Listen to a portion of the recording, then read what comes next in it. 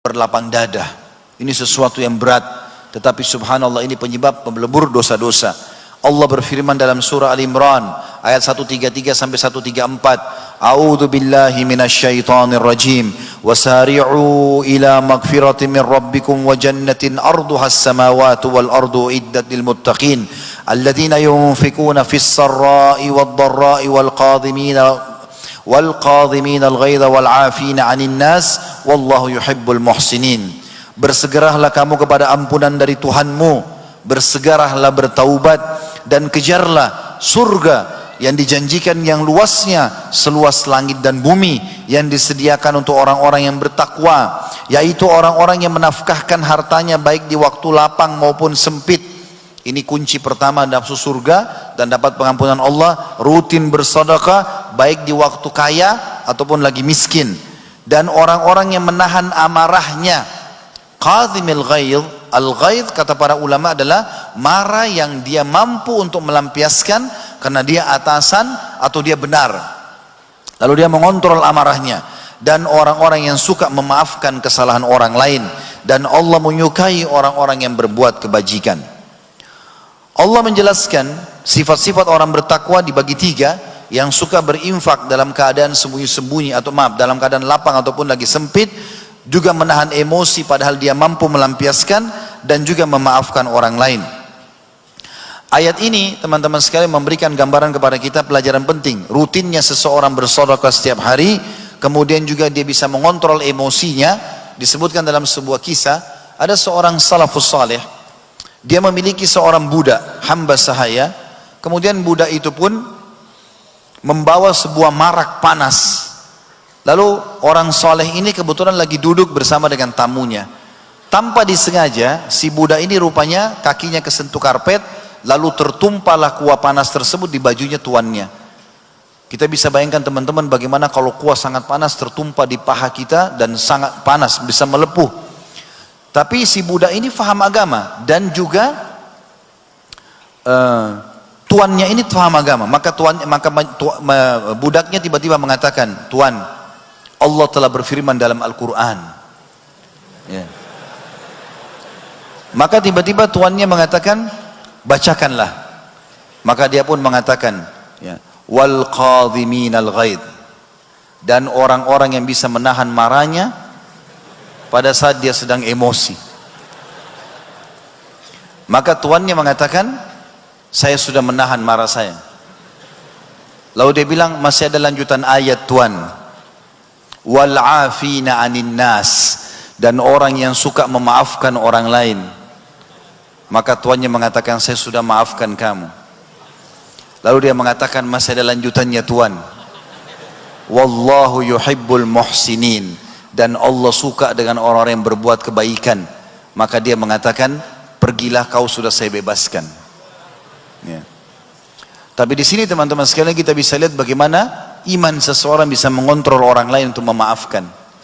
Dan untuk teman-teman sekalian, memaafkan ini juga ada contoh yang lain yang turun kepada Abu Bakar radhiyallahu anhu. Ayat Al-Quran dalam surah An-Nur ayat 22 yang berbunyi, "A'udzu billahi minasyaitonir rajim, wa la ya'tali ulul fadli minkum was-sa'ati an yu'tu ulil qurba wal masakin wal masakin wal muhajirin fi sabilillah wal ya'fu wal yasfahu ala tuhibbuna yaghfirallahu lakum wallahu ghafurur rahim."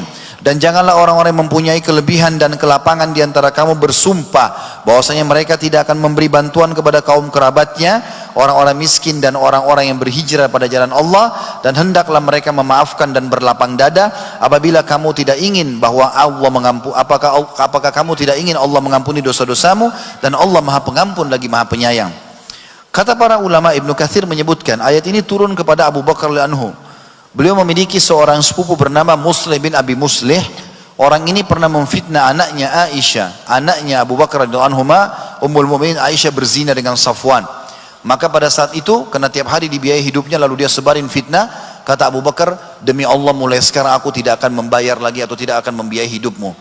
Padahal orang ini mengaku salah, kemudian dia sudah berjanji tidak akan mengulanginya. Lalu Allah menurunkan ayat ini mengatakan, "Dan janganlah orang-orang yang mempunyai kelebihan dan kelapangan di antara kamu," maksudnya Abu Bakar, "bersumpah untuk tidak memberi bantuan kepada kaum kerabat yang sudah minta maaf, orang-orang miskin dan orang-orang yang berhijrah pada jalan Allah?